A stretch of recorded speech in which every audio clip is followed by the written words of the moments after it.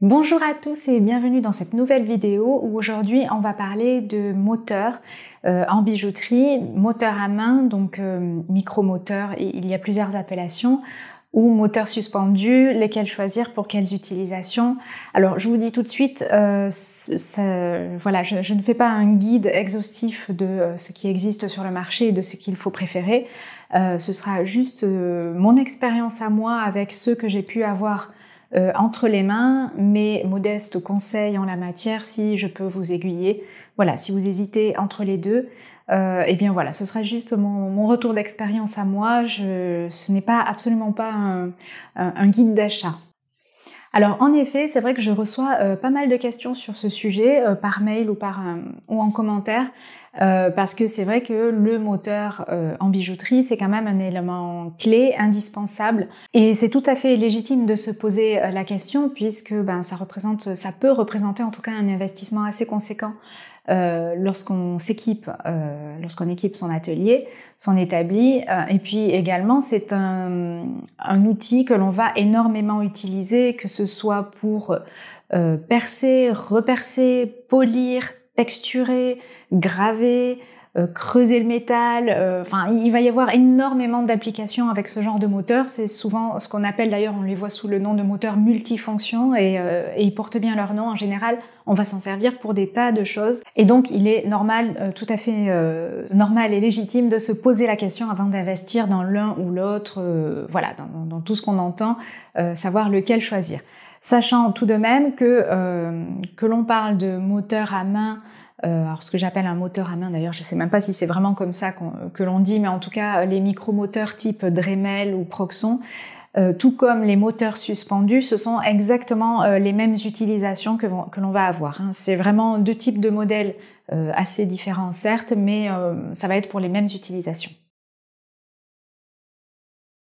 Alors, commençons par l'option du moteur à main, donc micromoteur, meuleuse, perceuse, multifonction, voilà, on peut le retrouver sous des tas de noms différents, selon les marques, selon les fournisseurs. Vous allez, voilà, c'est ce genre en fait de petit outil qui est en fait effectivement comme une visseuse, perceuse, meuleuse.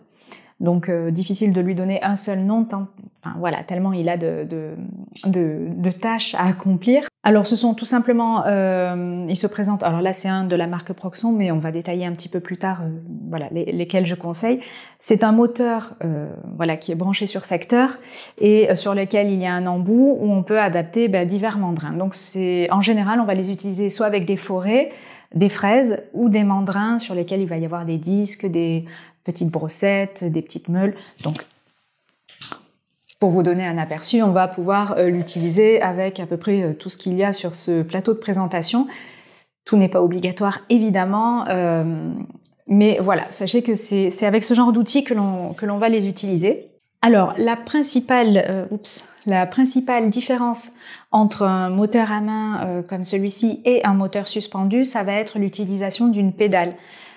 Puisque sur un moteur suspendu, on le détaillera après, mais il y a une pédale qui permet d'activer le moteur déjà et puis de régler la vitesse de rotation du moteur. Sur les micromoteurs comme celui-ci, pour allumer, éteindre ou régler la vitesse, tout se fait à la main.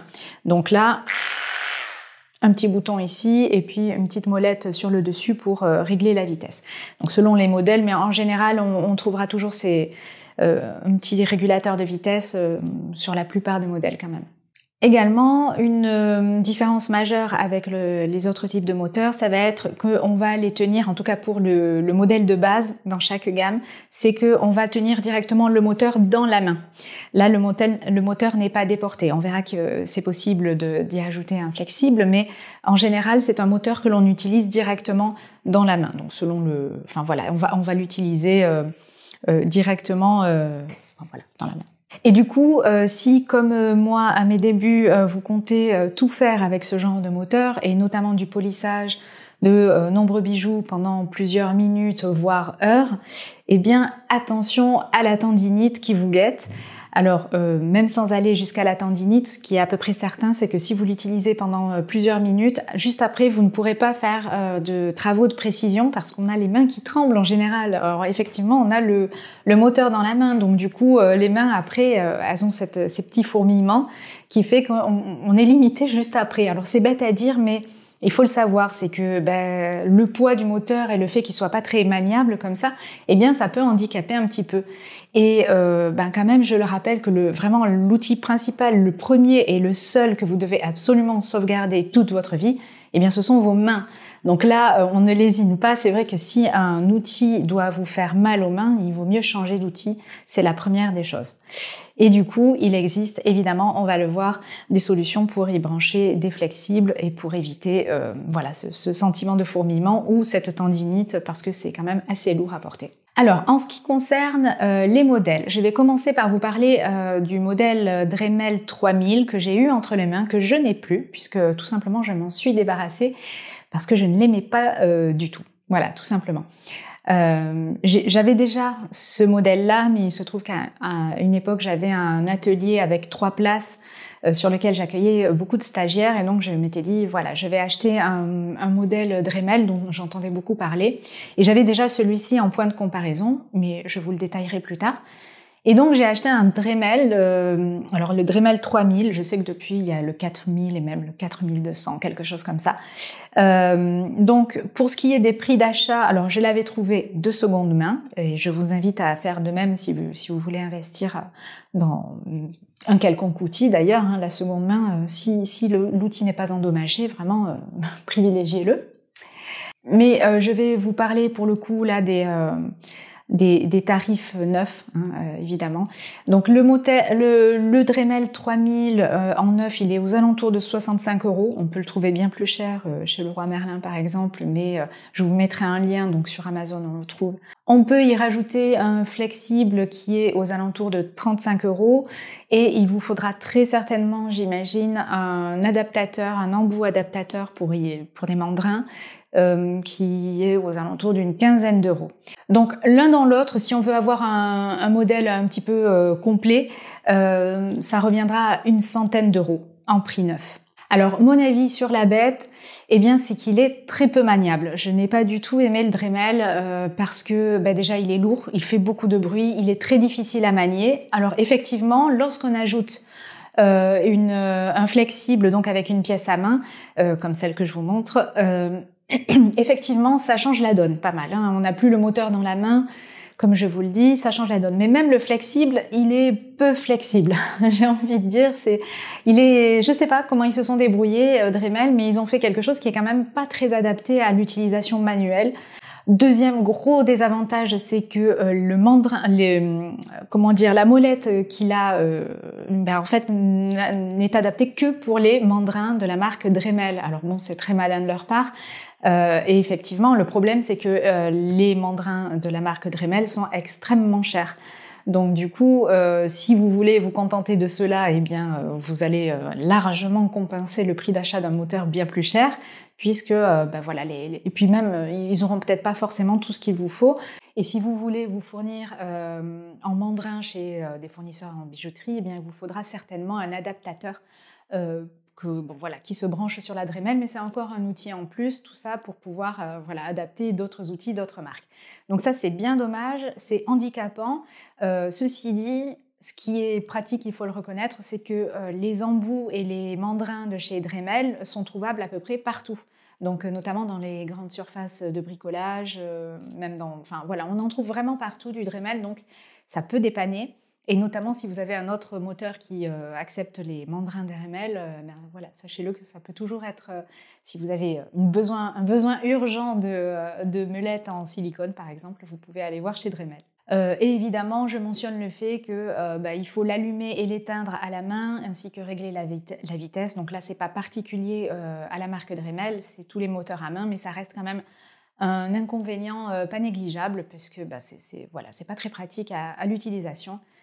Et je préfère le dire. Et puis au final, mis bout à bout, tous ces accessoires, tout ce qu'il faut ajouter pour avoir un équipement à peu près correct, eh bien, ça revient presque aussi cher qu'un moteur suspendu. Donc voilà, l'un dans l'autre, c'est pas ma préférence. Il y en a beaucoup qui adorent et qui s'y font très bien, et effectivement, il a le mérite d'exister et de pouvoir faire de la bijouterie avec ça. Mais bon, c'est pas forcément celui que je recommande. Par contre, si vous voulez une autre marque de moteur, de micromoteur comme ça, qui tient le coup et qui est pas mal, moi, donc, vous l'aurez compris, j'ai utilisé pendant des années ce moteur Proxon. Alors, je suis pas payée par la marque, hein, vraiment, c'est parce que je l'ai apprécié. Il m'a bien dépanné pendant facilement 5 ans.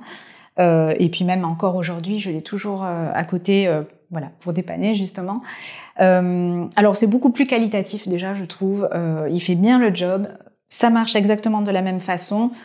Une petite molette que l'on visse et dévisse, enfin serre et desserre à la main pour y mettre des mandrins, mais cette fois-ci, vous l'aurez compris, il est adaptable à tous les mandrins, même à une aiguille. On peut y mettre une aiguille de 0,5 mm de diamètre minimum, donc c'est déjà pas mal. Et puis au niveau du maximum, je sais pas exactement, mais en tout cas il peut contenir notamment les mandrins Dremel. Voilà, si vous avez des mandrins de la marque Dremel, des petites meulettes, des brosses, des feutrines, eh bien vous pouvez tout à fait les mettre dans un Proxon. Donc c'est quand même pas négligeable au niveau de l'adaptabilité, de la flexibilité de ce moteur. À noter également, beaucoup moins bruyant ce moteur-là que le Dremel, donc c'est pas négligeable quand on fait ça pendant plusieurs minutes, voire plusieurs heures, c'est quand même pas mal. Et puis il est beaucoup plus maniable, même pendant des années, vraiment, je vous dis, je l'ai utilisé sans flexible et vraiment beaucoup plus maniable. Ça n'enlève pas le côté handicapant et un peu lourd de la machine, mais la vibration est moindre. Et puis il est plus, je sais pas, il est plus petit, donc je le préfère largement. Après, c'est vrai que sur celui-ci également, il existe un flexible que vous pouvez brancher, et je le recommande également. Ça libère beaucoup d'énergie en fait des mains. Au niveau des tarifs, celui-ci il est un petit peu plus cher à l'achat, je crois, et on le trouve un petit peu moins partout. C'est plus chez des fournisseurs spécialisés, quoique je pense qu'on en trouve sur Amazon peut-être. Je vous mets des liens en description, ne vous inquiétez pas. Là, on est pour un Proxon, pour ce modèle-là, on est aux alentours de 65 € selon les fournisseurs. Donc 65 € et il faut ajouter à peu près 35 € pour le flexible. Pas besoin d'adaptateur pour les mandrins. Donc du coup, grosso modo, on est à peu près dans les mêmes ordres de prix que le Dremel. On arrive entre 90 et 100 €, voilà, selon là où on l'achète. Et toujours pareil, si vous trouvez de la seconde main, n'hésitez pas. Mais du coup, l'investissement reste le même que pour une Dremel, mais avec l'adaptabilité en plus. Voilà pour mes recommandations en termes de micromoteur comme celui-ci. J'en ai utilisé d'autres, mais malheureusement, je ne me rappelle pas de la marque. C'était un modèle... je crois que je l'avais trouvé chez Lidl, et pareil, c'est parce que j'avais des stagiaires, il me fallait un moteur supplémentaire, et honnêtement, même s'il n'était pas aussi bien que le Proxon, il était en tout cas déjà mieux que la Dremel.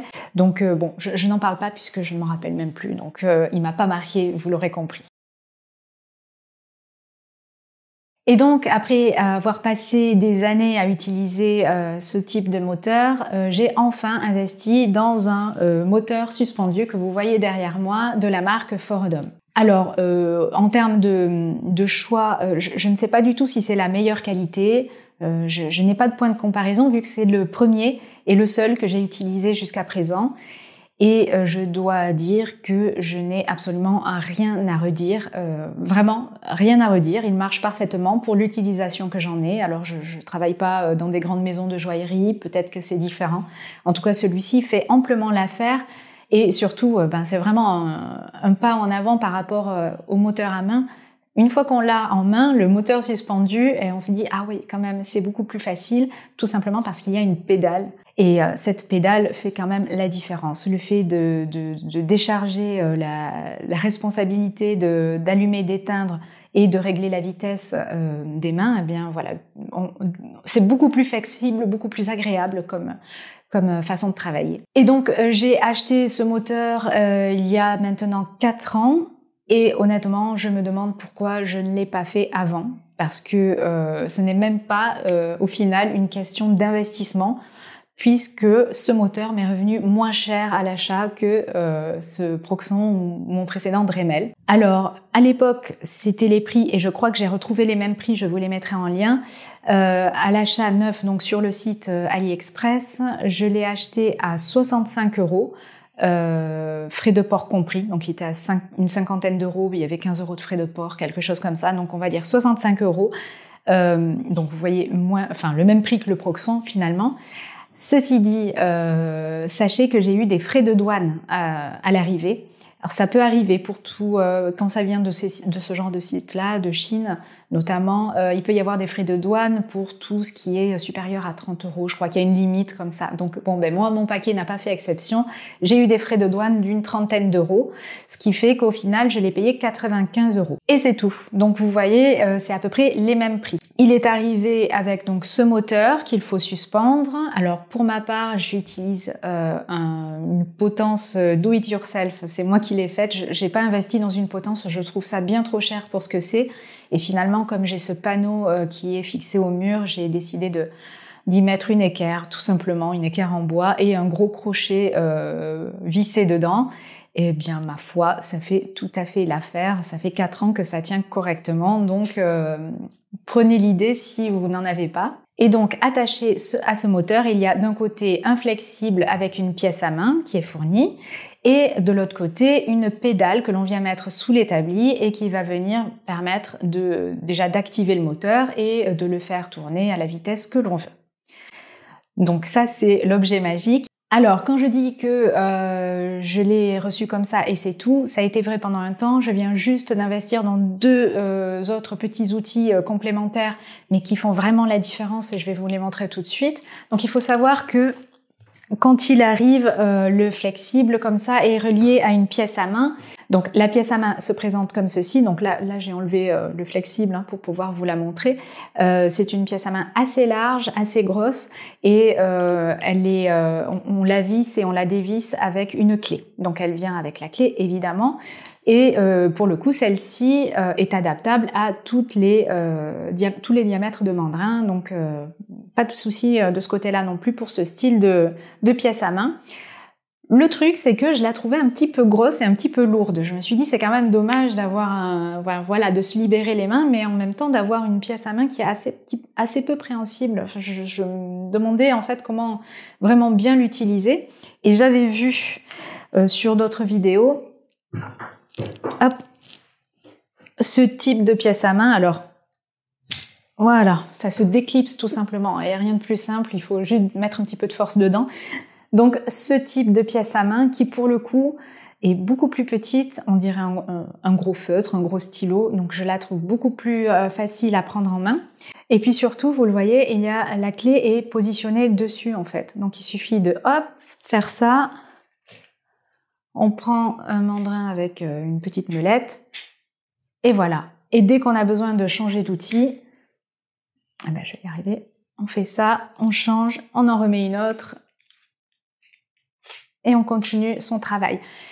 Alors ça peut paraître pas grand-chose, mais alors c'est un confort d'utilisation qui est phénoménal. Ça a révolutionné ma vie. J'exagère, mais vraiment, c'est très bête. Mais alors de pouvoir d'un mouvement de pied allumer, éteindre, et d'un mouvement de doigt changer, vraiment, ça, c'est un confort qui n'a pas de prix et justement qui a un petit prix parce que je l'ai payé 6 €. Donc vraiment, pareil, pourquoi est-ce que je ne l'ai pas prise avant? Je ne sais pas, mais si vous investissez aujourd'hui dans un moteur à main de la marque Fordom, prenez cette pièce à main, vraiment, c'est 6 € que vous regretterez pas. Alors ceci dit, je modère mes propos, elle n'accepte que des mandrins de diamètre 2,5 maximum. Ce qui est à peu près tous les mandrins que j'ai personnellement, que l'on trouve chez les fournisseurs. Mais si vous avez uniquement des mandrins Dremel, par exemple, ils ne rentreront pas. Donc, il faut des mandrins, des petits. Donc, c'est le même problème que l'on retrouve, mais souvent, elle est fournie avec cette pièce à main. Investissez dans une deuxième pièce à main et vous avez vu la facilité pour pouvoir l'ouvrir et la fermer, pour pouvoir les interchanger. Il y a vraiment aucune difficulté là-dedans. Donc voilà, aucune hésitation si vous en aviez, allez-y. Et également, je me suis pris pour une vingtaine d'euros un marteleur, comme ça, j'ai pas encore testé, je viens juste de le recevoir. Donc un petit marteleur pour le sertissage, pareil, pour me faciliter le sertissage. Donc ce qui est bien avec ce genre d'outils, de moteurs, en tout cas ce Fordhom, c'est que on peut facilement trouver des pièces à main à interchanger pour notre plus grand bonheur. Donc vous l'aurez compris, moi je suis conquise par ce mode de fabrication avec un moteur suspendu, une pédale et une pièce à main que l'on peut changer. Évidemment, je ne sais pas s'il y a d'autres... Enfin, je conseille celui-ci, il me va très bien, mais peut-être qu'il y en a d'autres qui sont très bien. J'ai notamment entendu parler d'un moteur HBM, qui revient régulièrement. Et puis, qui 150 euros, à peu près entre 100 et 200 euros, je sais plus exactement, un tout petit peu plus cher, quoi. Et puis, on voit la Rolls-Royce des moteurs suspendus qui sont les moteurs Tecdam, mais là, c'est un investissement plus conséquent, aux alentours de 400 euros les premiers prix, je crois. J'espère que je dis pas de bêtises, mais peut-être qu'ils sont très bien aussi, je ne le sais pas. Je vous laisse aller faire vos comparatifs ailleurs, mais en tout cas, le moteur suspendu est un bon investissement pour ce qui est de la qualité du travail, du confort d'utilisation et de la sauvegarde de vos petites mimines.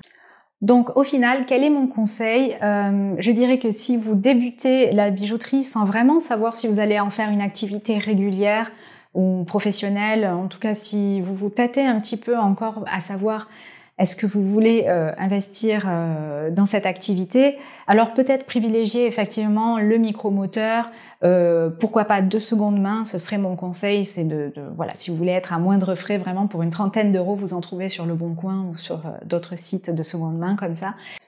Et donc plus tard, vous ferez peut-être le choix d'upgrader vers un moteur suspendu. Vous pouvez vous laisser en tout cas ce temps pour choisir. En revanche, si vous savez d'ores et déjà que c'est une activité dans laquelle vous voulez vous investir, pas forcément investir beaucoup d'argent, mais vous investir, et pourquoi pas en faire une activité professionnelle, alors je vous recommande directement de passer au moteur suspendu. Vous avez vu que la différence de prix entre un micromoteur et un moteur suspendu n'est pas énorme, voire même parfois elle n'y est pas, cette différence de prix.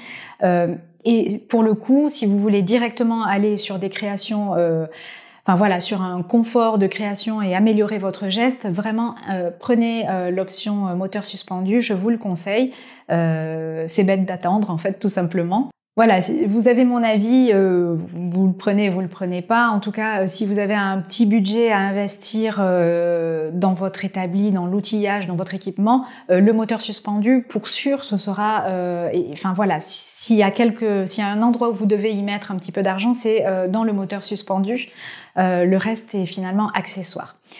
Et je finis cette vidéo avec un petit instant promotionnel puisque donc en parlant de moteur suspendu et de moteur à main, l'utilisation que l'on en fait est notamment celle du polissage et le module numéro 7 de mes formations qui est consacré au polissage et sur lequel on voit comment polir avec un moteur à main ou un moteur suspendu, va sortir dans les prochains jours. Et donc, je vous invite à vous abonner à la newsletter si vous voulez être prévenu en avant-première. J'espère que cette vidéo vous a plu. Mettez un petit pouce, abonnez-vous comme on dit. Et puis moi, je vous dis à la prochaine pour une nouvelle vidéo. Bye bye!